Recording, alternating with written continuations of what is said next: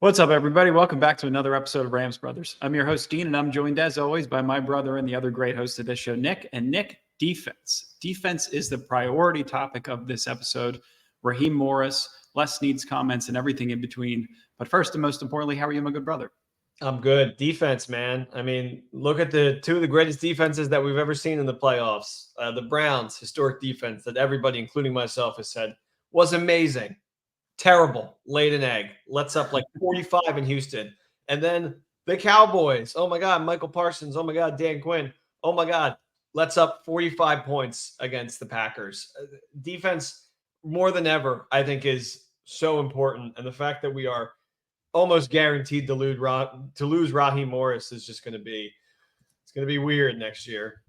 It's going to be really difficult. And let's kind of set the table here, right? Because they spent no money on their defense in 2023, right? Like it's nothing like San Francisco's defense, nothing like Baltimore's defense, who we might eventually try to poach from. We'll see. Let's get to it. But first, as we start this off, like Aaron Donald, Kobe Turner was a rookie, Byron Young was a rookie, Michael Hoyt, undrafted free agent, Ernest Jones, Christian Roseboom, undrafted free agent, Akello Witherspoon, cheap one-year rental, Jacoby Duran in his second year, Darion Kendrick in his second year, Jordan Fuller, who's going to be an unrestricted free agent, John Johnson was a cheap one-year rental, Quentin Lake in his second year. Like, you didn't have a ton from a personnel standpoint to be working with. And in terms of experience, in terms of expenses, like this defense was not top tier. It was cheap. It was inexpensive. You brought in a lot of free agents to be able to fill some gaps.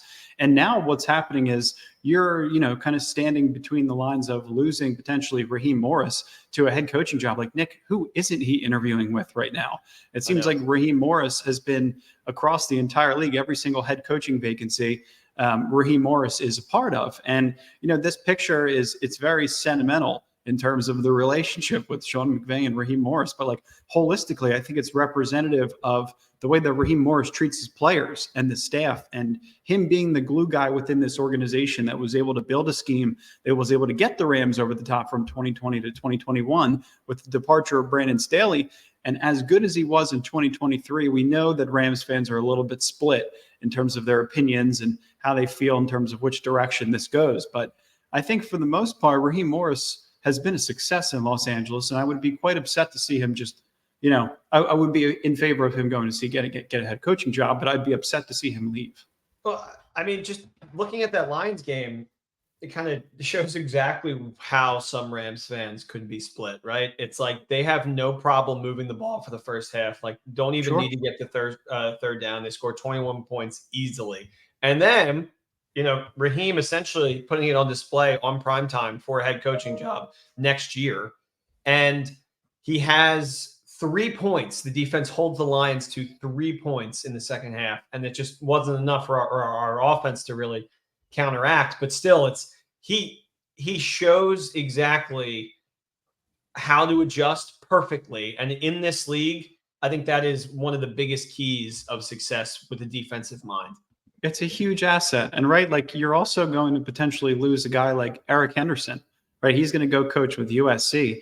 I mean, that's another big vacancy. He's a guy who's been a mainstay. He's been one of Aaron Donald's closest confidants since they've been in the building together. Like, it's a massive departure. So you kind of have to take into consideration, like, yeah, sure, you might be split over the fact that Raheem Morris is leaving, but there's going to be other key personnel and other key staff members that leave alongside of Raheem Morris. Even Chris Shula is getting some jobs or getting some interviews. And in terms of continuity, right, if you lose some of these staff members, it will hurt. Like, it's been great what they've been able to build up within this building, their identity, and all of these great things kind of come along with it. But you kind of have to be able to keep your eye on some of these other names and potential replacements for Raheem Morris, because there are some really good ones. Like, there are some that we definitely have our eyes on that I would be definitely excited about if we were able to bring them in. There's a guy in Baltimore right now. His name is Denard Williams, defensive backs coach for Baltimore. He's a guy who's been a mainstay. I believe he's with Philadelphia at some point with Baltimore, and he's been excellent. Like, you see the way that their secondary has been playing. You see the way that their defensive backs and safeties are able to swarm around the football, and they play that match zone coverage. I think schematically, this would be a great, great addition. There's another coach. There's another guy we have our eyes on. He's 34 years old, DeMarcus Covington. He's a defensive line coach for the Patriots. You're already interviewed with the Cardinals and the Chargers. So you kind of have to get your eyes on who could potentially replace Raheem Morris, and also Eric Henderson. And there's another guy in the name of Al Harris, if you remember him, from the Green Bay Packers. He's now the defensive backs coach for the Cowboys, who I would absolutely love to poach because he's definitely going to get interviews. He's definitely eventually going to get promoted with the Dallas Cowboys if he hasn't already. So I think there's a lot of different names that are going to be floating around that fit the mold of what the Rams like in coaches, right? Previous players, previous professional experience, like all guys that are younger with a younger mentality that can relate to the players, that relate to the head coach. So all of that I think is going to come together, but trying to get on top of the moving pieces that are Raheem Morris and Eric Henderson. The coaching carousel kind of makes us a little pigeon-toed, essentially, because other teams are going to be interviewing for their defensive coordinator position immediately, where we don't really know what's going to happen with Raheem until he gets hired by somebody else. So it puts us in kind of an awkward position because obviously he's welcome back if he doesn't get a head coaching spot. But all of a sudden, you have Bill Belichick, Harbaugh, Mike Vrabel, like amazing head coaching candidates on the table, Ben Johnson and Raheem Morris. And it's like those two, all of a sudden, they don't look as shiny as they used to, with all those other guys apparently being, open to a new job. So hopefully we're in a situation where we either find out that he's staying or he's not going to stay, sooner than later. I mean, what most likely is going to happen, Dean, is we're going to release the episode and then he's immediately going to get a head coaching job, because that seems to always be the case.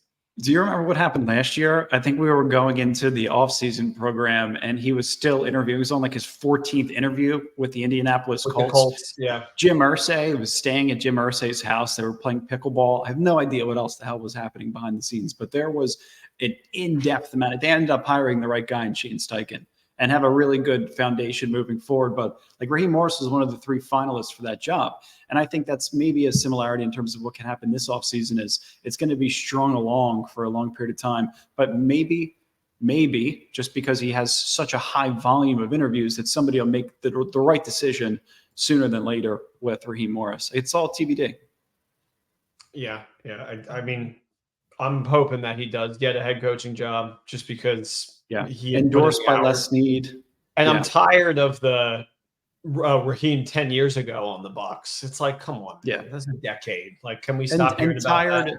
Tired of the divide too that it causes within the fan base. Like, hey, you know what? If you can press a little bit more at the line of scrimmage with your secondary and you have the personnel to be able to do so, Raheem showed that he wanted to do that more so this season, and he did. Hey, you want to be able to blitz a little bit more often. Maybe he's not the defense coordinator to be able to do so. And in some situations, in early game situations, especially against the Lions on the road, you have to be able to do those kind of things. So I get it. Like, I get why there's a divide, and hopefully that goes away. But I still think, like, there's an article from Sheil Kapadia from The Ringer in August of 2023 where he talks about how Raheem Morris either has to work a miracle or the Rams are going to have to discover a bunch of young players whom they could build with going forward in order for the 2023 defense to be successful. And it was. So that's kind of what we're looking at. And then also, like, outside of that, if you can add a top tier talent in terms of Brian Burns, right? Like, that's one guy I think the Rams fans have had an eye on for a couple of years now. Like, he's 25 years old. The Panthers GM situation is entirely in question. And they just fired Scott Fitterer, but like, this is a player that can kind of like fill or be the first, kind of building block as an offseason piece. Because you look for another GM, and I'd assume that whoever that is going to try to franchise tag him, or they're going to try to offer him some kind of deal that isn't in line with what another competitor is going to offer, like the Rams potentially. But he's as premier as it gets. Like, he's top tier edge rusher, could come in and play immediately, and every single Rams fan would be obsessed with the way that he plays football. Yeah, I think it's what's going on, like 2 years of clamoring for him from Rams fans. I think people have been talking about him for quite some time. It would be amazing. He's absolutely a game breaker. He's only 24, right? Like, I think he's just turned 25. So he's 24, right, turning 25. But I mean, like, he is as good as it gets in terms of skill. I think he was dealing with an elbow injury that forced him to switch sides this past season. Justin Houston was supposed to be the reliable threat opposite of Brian Burns. He was paid $6 million this season for a half a sack, and he dealt with a ton of injuries. Like Right. opposing offenses were only scheming against him and Derek Brown. That's it. Like the offense was so damn bad that they rarely even had opportunities to be able to pin their ears back and rush the passer, which is when pass rushers are really able to rack up any flashy numbers, get their sacks, get their pressures, get their hurries. But he's a superhuman-like player, like Aaron Donald is. Like he is thinner than a Cam Jordan, but the way that he bends, the way that he could bend the corner is absolutely special. There's very, very few in the world that have that kind of ability. He's insanely explosive, strength and speed combinations on display constantly. And that's why you like a kid like that, because it's very comparable to another guy that a lot of Rams fans have their eyes on that could be another foundational piece and a first building block for the offseason in Josh Allen. Not to be confused with the Josh Allen in Buffalo, but this is an edge rusher that's almost the same age, almost the exact same size. He's now an unrestricted free agent. And in terms of the average market value, you might see something very similar in terms of what a team is going to offer him per year. So this is the decision. I mean, if this is kind of the fun and the luxury you have being able to be less need in the Rams with a lot of cap space moving forward. And I think this move kind of has to happen because Michael Hoyt, is that your future opposite of Byron Young? Definitely not. No. And it's funny, just to go back on kind of Brian Burns for a second. I believe that Panthers defense with him on it, like the record didn't really show how good that defense was. And a lot of it was entirely up to him. And I think if they get an offensive minded coach, if it's not Raheem Morris, there's a chance for him to stay. But I also believe that he's going to want to be on a team that's like legitimately contending at some point. Exactly. And it's not going to be the Panthers next year, maybe the following year, but not next year. No, but remember when he posted the Ram in the middle of last season? It was like in late November. He posted a picture of a Ram on his Instagram. But Brian Burns wants to be a Ram. I mean, there's no doubt about it. But Josh Allen might want to be too. Like, Jags picked up his fifth-year option, and the average market value for Josh Allen is $24 million per year versus what we're looking at Brian Burns, $21 million per year. So you could save yourself some money. But in the context of like the Rams' total salary cap, Joe Noteboom next year set to be a $20 million cap hit. So like, would you rather have Brian Burns for $21 million per year, or would you rather have Joe Noteboom, who is a swing tackle, who got beat out by an undrafted free agent in Alaric Jackson to play left tackle? I think every Rams fan is going to say Brian Burns. I mean, yeah, but like, between these two players, it's like can't decide. Brain aneurysm.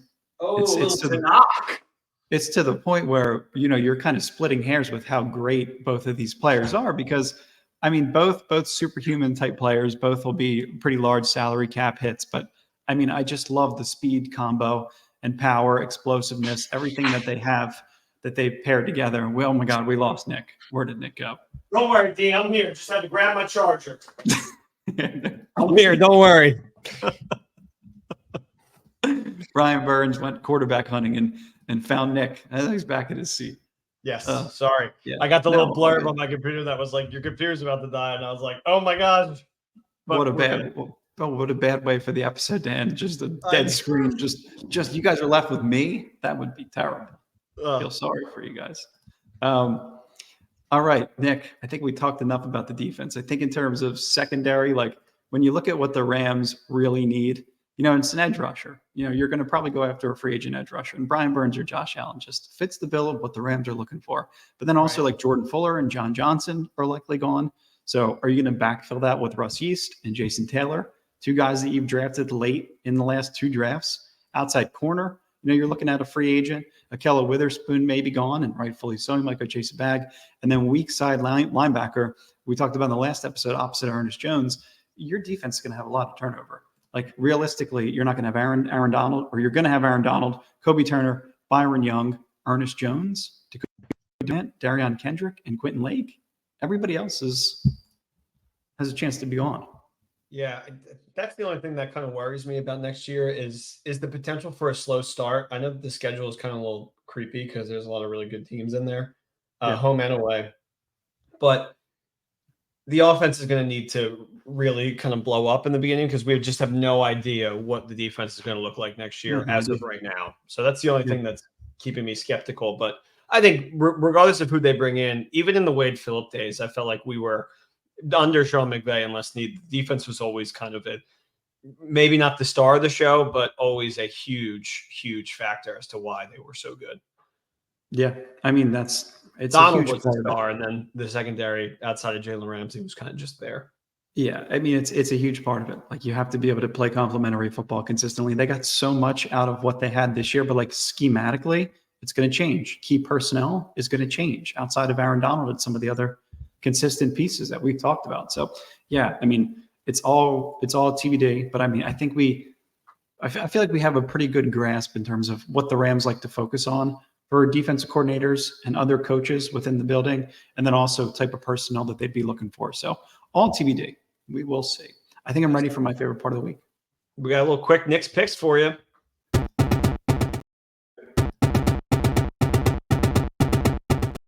Producer's going to get fired.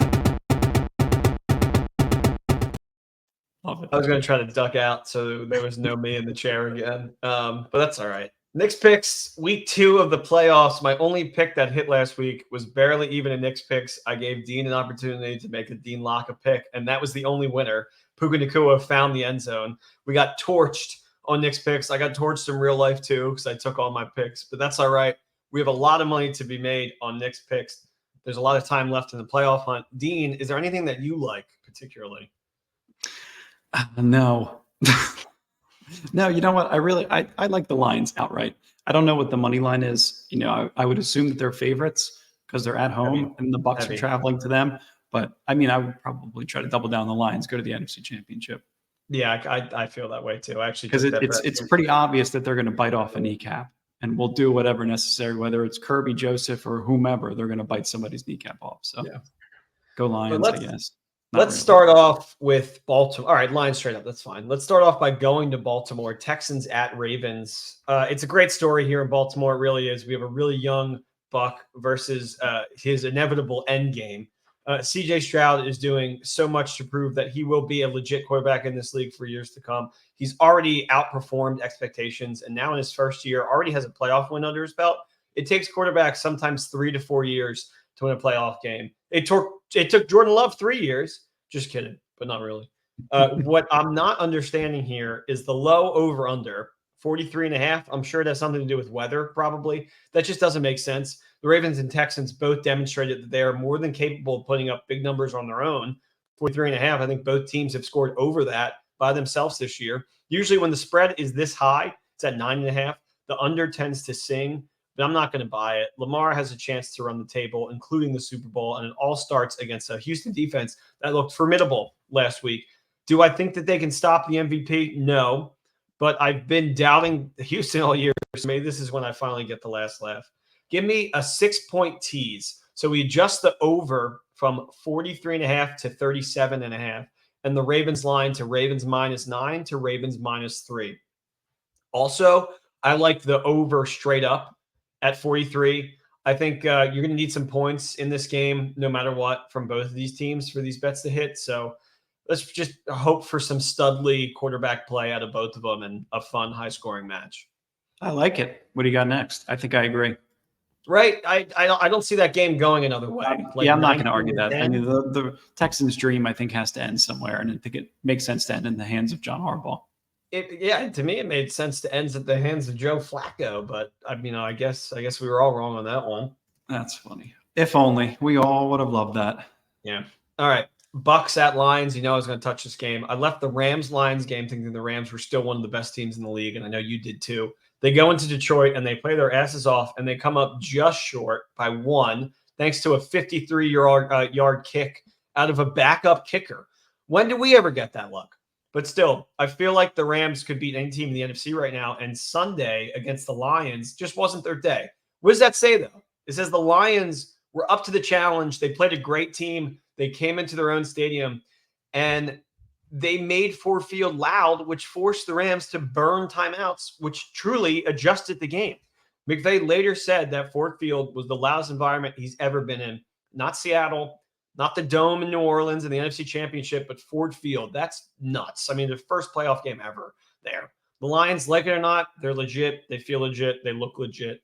They have a great offense led by Goff. It goes without saying that, of course, I'm going to be rooting for them, but it should also go without saying that the Eagles last week laid an egg. They rolled over and died, and I really don't think it has much to do with what the Bucs showed I think it was more so that the Eagles just were not up for the challenge. They limped into the game and they limped out, and it was just pathetic. And I don't really want to give the Bucs offense that much credit. That Eagles secondary was doing nothing, led by Matt Patricia. They left the door open for a while too, with all the drops.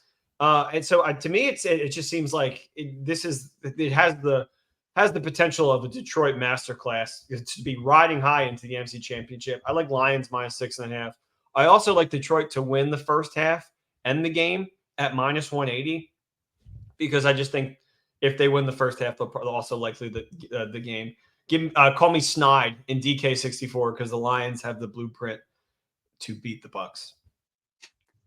And you got one more for us? I agree. But you got one more for us? I got a quick pick for you. I like Kansas All right, City money line. I'm just not going to doubt Mahomes. He's never given us a reason to ever doubt him. I think he truly believes that Allen is like his ultimate rival.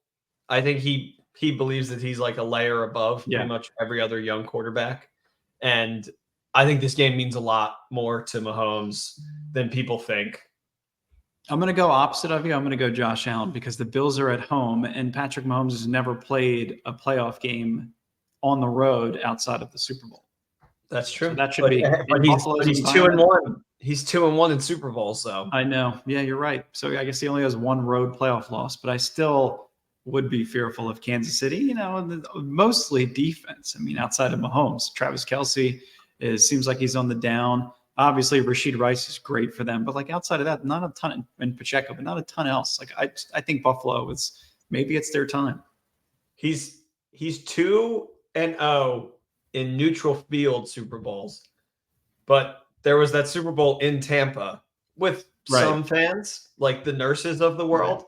So I guess that kind of counts as a home game. So yeah, but like that's taking out him in context of like the greater Mahomes ethos. That's just like, well, he hasn't done this yet. So it's he's going to do it. Mahomes, I get it. Betting against Mahomes is stupid. But, Tom Brady went through a streak where he won 2-3 Super Bowls. They went through a little bit of a lull for 7-8 years. So who knows? I don't. Yeah. I just Buffalo at home. It seems like they got a little bit of juju in their do. The argument for Buffalo is if there's a time and place to beat Kansas City, it's right here, right now. It's right now. Yeah. You're not going to get them looking like this ever again. So. Hey, if you guys are enjoying this, if you guys are enjoying Nick's picks, you guys are enjoying all the little breakdowns in between the big episodes and everything else that we're putting out there, please. Ram it. Like and subscribe, comment, do everything. It helps increase the reach. We need more people to listen to the pod. All good things happen when more people listen to the pod. We appreciate you guys, and go Rams. Go Rams. Thanks for listening.